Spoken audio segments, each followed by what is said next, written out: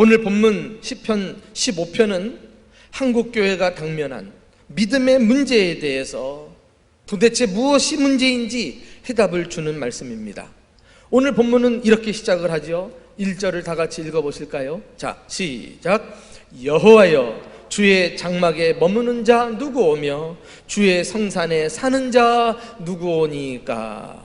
이 구절은 두 번의 질문이 나오는 것 같지만은 사실은 내용상 하나의 질문이라고 볼 수 있어요. 이 주의 장막, 주의 성산, 하나님의 예배 처소가 있는 장소 아니에요? 그곳에 가서 하나님의 임재를 느끼며 예배합니다. 그곳에 갈 뿐만 아니라 그곳에서 아예 주님과 함께 머물러 살기를 원하는 사람들입니다. 그러니까 얼마나 믿음이 대단하고 하나님을 사랑하는 사람입니까? 이 시편 15편은 지금 살펴본 대로 질문이 먼저 나오고 나머지 내용은 답변을 하는 형식으로 구성이 되어 있거든요.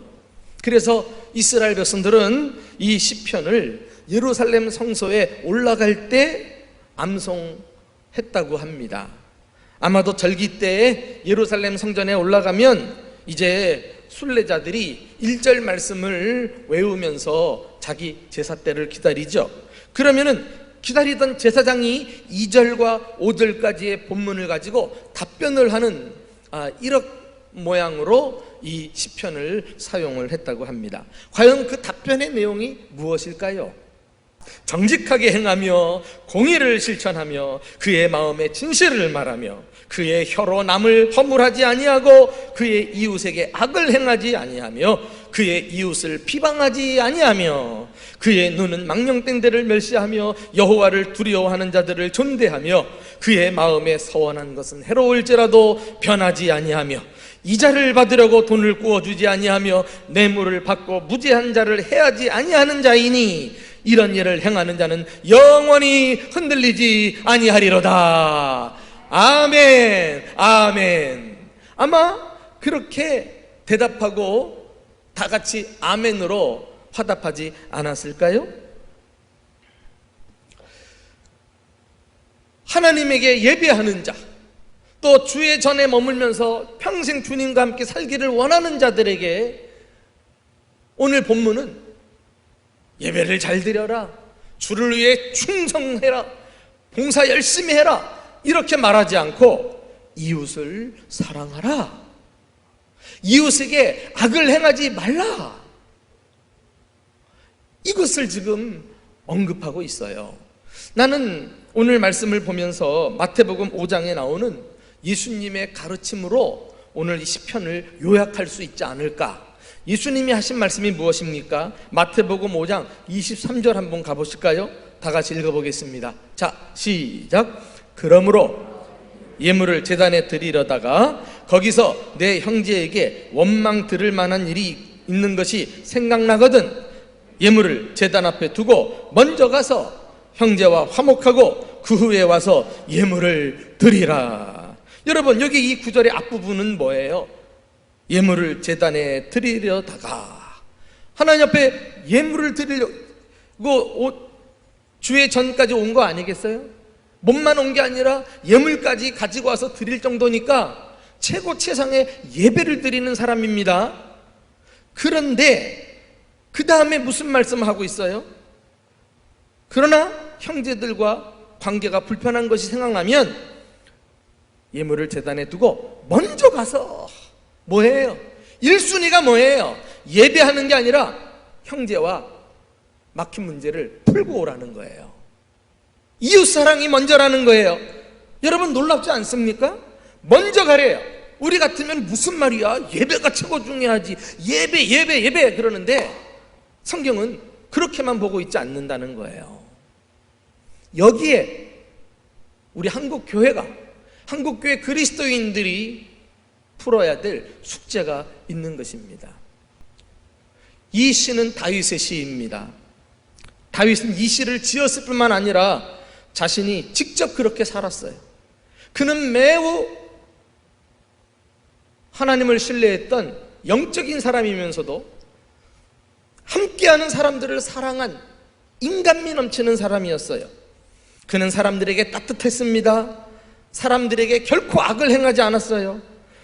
만나는 사람들을 친절하게 대해 주었습니다.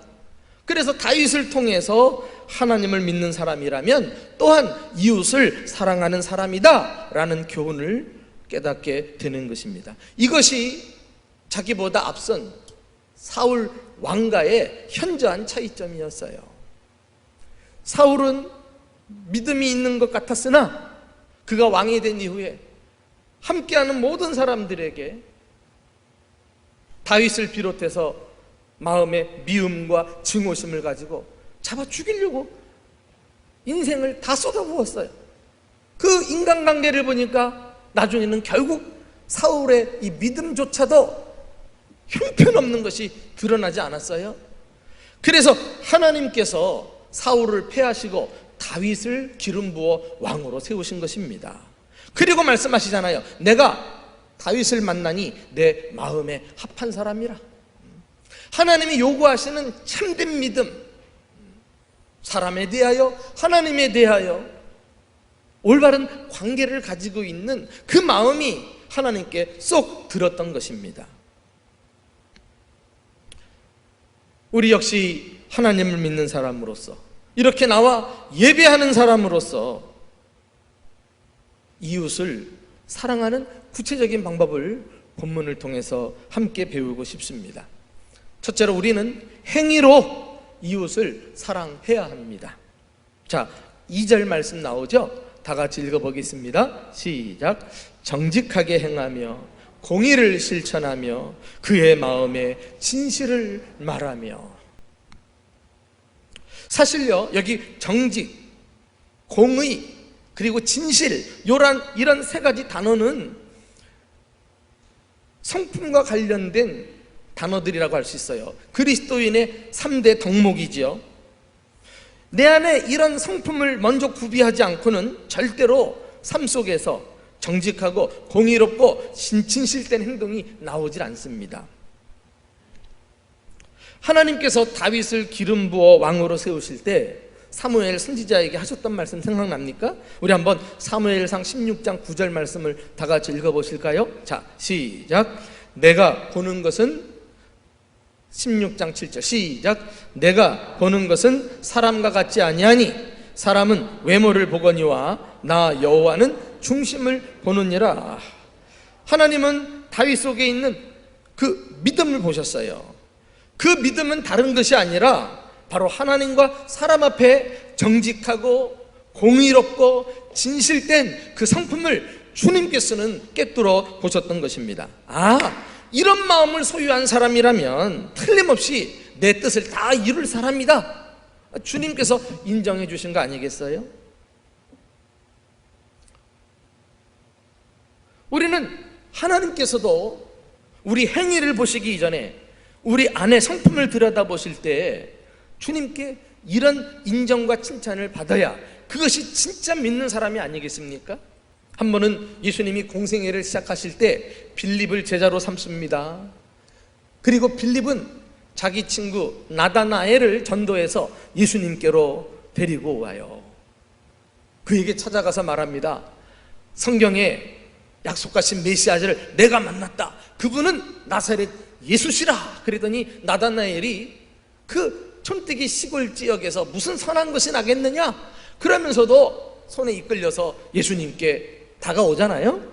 그때 예수님이 나다나엘을 보시고 하신 말씀이에요. 우리 한번 요한복음 1장 47절을 다 같이 읽어보시겠습니까? 제가 참 좋아하는 구절인데요. 다 같이 읽어봅니다. 시작. 예수께서 나다나엘이 자기에게 오는 것을 보시고 그를 가리켜 이르시되 보라, 이는 참으로 이스라엘 사람이라 그 속에 간사한 것이 없도다. 간사한 것이 없다. 참 이스라엘 사람이다. 이 거짓이 없는 것, 이것이 참 믿음의 사람의 특징이란 것 아니겠어요? 그 속에 간사한 것이 없는 사람은요, 마음이 복잡하지 않아요. 단순합니다. 달리 생각하기 위해서 머리 굴리며 계산하지 않는다니까. 마음과 행동이 일치된 사람이에요. 항상 마음이 올곧은 대로 행실도 올곧게 나와요. 정직함과 공의로움과 진실됨. 사실 이것은 우리 스스로는 불가능한 성품이지요. 이것은 예수님의 성품이기도 합니다. 그러므로 우리는 예수님을 믿은 이후에 그분을 사랑하고 그분을 닮아가기 위해서 끊임없이 그분에게서 배워야 할 것입니다. 이것이 신앙생활이에요. 부디 예수님을 본받고 예수님을 열심히 배우는 가운데 예수님의 성품으로 이웃을 사랑하는 참 믿음의 사람들이 될 수 있기를 주님의 이름으로 축원합니다. 두 번째는 우리는 언어로 이웃을 사랑해야 합니다. 자, 3절 4절에 그 내용이 나오죠. 다 같이 읽어보실까요? 시작. 그의 혀로 남을 허물하지 아니하고 그의 이웃에게 악을 행하지 아니하며 그의 이웃을 비방하지 아니하며 그의 마음에 서원한 것은 해로울지라도 변하지 아니하며. 하나님 믿는 사람은 이웃에 대해서 하는 말을 주의하셔야 돼요. 남에게 해를 끼칠 의도를 가지고 사람들에게 상대방을 헐뜯거나 비난해서는 안 되는 것입니다. 그런 말을 하려면 마음이 얼마나 복잡하고 어두워요. 생각이 얼마나 없는 것을 만들어내고 있는 것을 과장하느라고 쥐어 짜내겠어요. 보통 악한 마음이 아닌 것입니다. 야고보 사도는 자신의 서신 야고보서에서 이 혀의 중요성을 누구보다도 강조하고 있어요. 야고보서는 어떤 서신입니까? 행위를 강조한 책이거든요. 심지어 그는 말하기를 행위가 없으면 믿음이 죽은 것이라 그랬어요. 행위 없는 믿음은 죽은 것이라고 말할 정도니까요. 그러면서 그가 제일 먼저 강조한 행위가 뭐냐? 언어 생활이에요. 언어. 말을 잘해야 한다는 거예요. 그것이 믿음을 드러내는 것이라 그랬어요. 그리고서 이 언어에 대해서 이렇게 이야기합니다. 야고보서 3장 9절에서 10절 말씀 다 같이 읽어보실까요? 자, 시작. 이것으로 우리가 주 아버지를 찬송하고 또 이것으로 하나님의 형상대로 지음을 받은 사람을 저주하나니 한 입으로 찬송과 저주가 나는도다. 내 형제들아, 이것이 마땅치 아니하니라. 이치에 안 맞는다는 거예요. 믿음의 사람들에게는 도저히 있을 수 없는 일이라는 거예요. 하나님은 언어로 이웃을 해치는 사람의 예배를 받지 않으십니다. 우리의 예배가 교회당에 와서 드리는 예배와 교회 밖에서 나가서 보여주는 생활과 일치를 해야 그런 예배를 하나님은 기쁘게 받아주시는 것입니다. 오늘 본문은 언어의 중요성에 대해서 한 가지를 더 추가하고 있어요. 4절 마지막에 그의 마음에 서원한 것은 해로울지라도 변하지 않는다 그랬어요. 우리는 소극적으로 내 입을 자제해서 말 조심해야겠지만은 적극적으로는 내가 약속한 것에 대해서 책임을 지고 꼭 이행을 해야 한다는 거예요. 하나님 믿는 사람은 헛된 맹세를 하지 않습니다. 그러나 한번 내뱉은 약속은 무슨 일이 있더라도 반드시 지켜내는 사람들이에요. 이것이 하나님을 믿는 사람입니다. 왜 그럴까요? 내가 믿는 하나님과 성품이 일치하기 때문에 그래요. 하나님은 어떤 성품입니까? 우리 민수기 23장 19절 말씀을 다 같이 보실까요? 자, 시작. 하나님은 사람이 아니시니 거짓말을 하지 아니시고 인생이 아니시니 후회가 없으시도다. 어찌 그 말씀하신 바를 행하지 않으시며 하신 말씀을 실행하지 않으시랴. 하나님께서 약속하신 바를 지키시기 때문에 그 신실하신 하나님을 우리가 의지하고 바라보는 건 아니겠어요? 늘 거짓말 하시는 분이라면 우리가 그 하나님 믿을 이유가 없지요.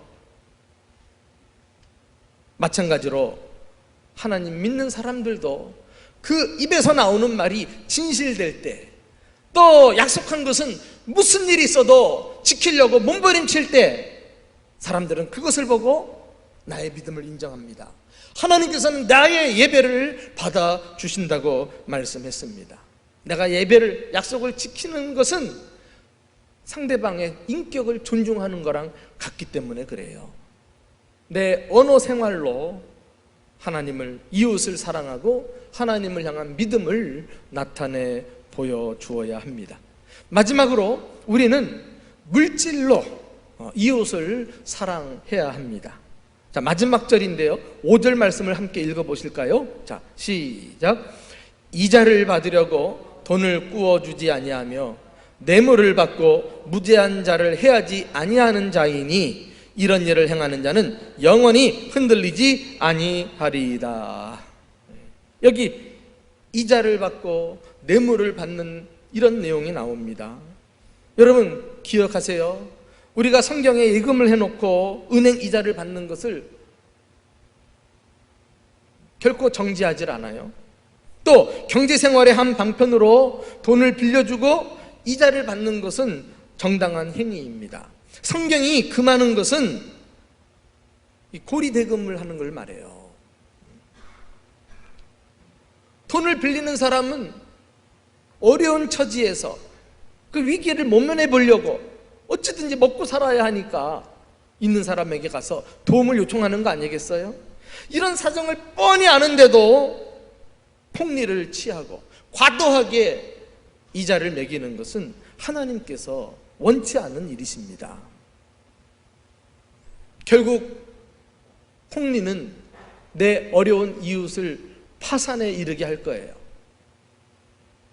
자, 성경은 우리에게 이런 부당한 재물을 소유하는 것을 원치 않으시면서 이 물질을 사용하는 용도가 무엇인가, 우리가 물질을 어디에 써야 하는가에 대해서 우리에게 알려주고 있습니다. 오늘 주제와 관련해서 내 수중에 있는 물질은 이웃과 관계를 멀어지게 하는 데 사용하는 것이 아니라 이웃과 관계를 더욱 돈독하게 만드는 데 사용할 수 있어야 되겠습니다. 그러면 그 사람은 물질을 잘 쓰는 거예요. 예수님께서 이 물질 문제 가지고 교훈을 주십니다. 비유를 들었는데 불의한 종이 나와요. 이 종이 주인한테 잘못한 것이 발각이 돼가지고 집에서 쫓겨나가게 됐네.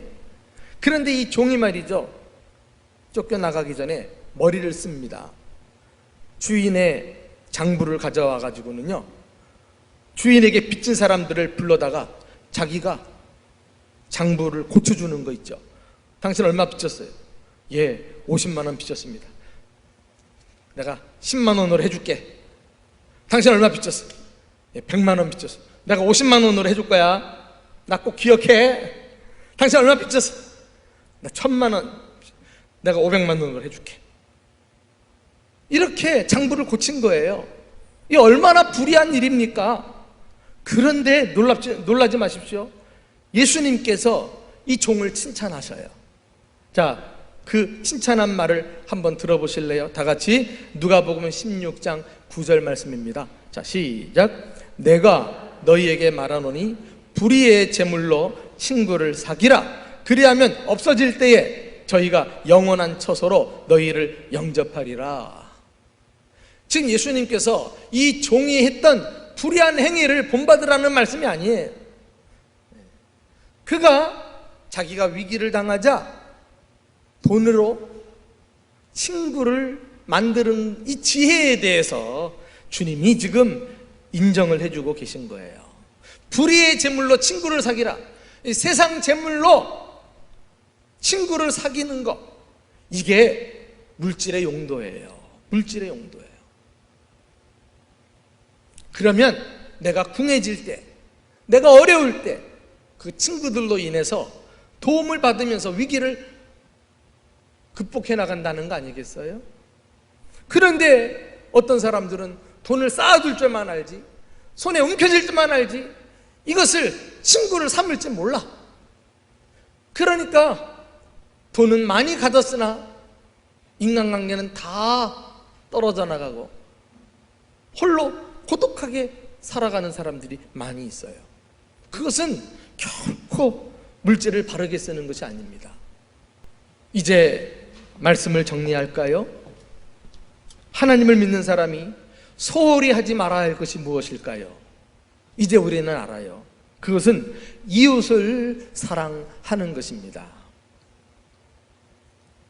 여러분, 예수님께서도요, 당신의 복음서에서 율법을 요약하지 않았어요? 첫째는 하나님을 사랑하라. 또 둘째는 그와 같으니 내 이웃을 내 몸과 같이 사랑하라. 이것이 율법의 핵심이라 그랬어요. 성경 전체의 요지입니다. 요지. 성경 66권 이거 다 읽기 힘드시죠? 그러면 하나님 사랑, 이웃 사랑만 꽉 붙들어도 여러분들이 성경의 내용을 소화해내신 거예요. 근데 문제는 이것을 순서를 두니까, 차등을 두니까, 하나님 사랑이 가장 중요하니까, 이웃 사랑은 뭐 여력이 되면 하고 말고 뭐 이런 식이니까 한국교회가 믿는 성도들은 많지만 세상으로부터 인정받지 못하는 이 지경까지 오게 된 거예요. 여러분 가만히 보세요. 첫째는 하나님을 사랑하고 둘째는 또 이와 같으니.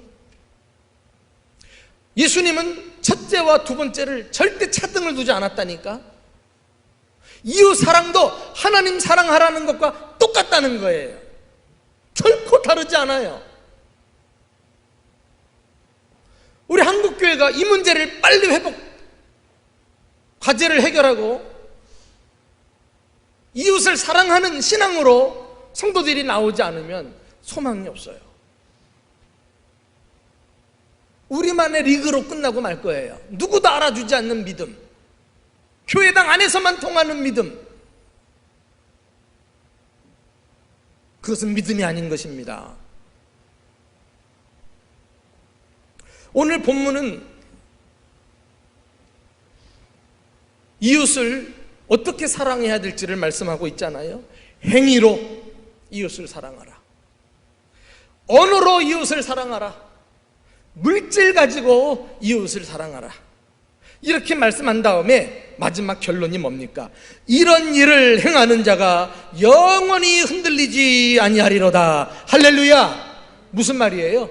하나님 앞에 항상 예배자로 인정받을 것이다. 참 믿는 자로 받아들여진다는 거 아니겠어요? 우리 신앙생활을 다시 시작합시다. 하나님만 찾지 말고 이웃을 찾아봅시다. 하나님만 사랑하지 말고 똑같이 이웃을 사랑하는 일에 힘써 봅시다. 그때 우리 신앙은 진정한 신앙으로 발견되어지고 세상을 변화시키는 놀라운 그리스도인들로 쓰임받게 될 것입니다. 이러한 축복이 저와 여러분 가운데 있기를 예수님의 이름으로 축원합니다.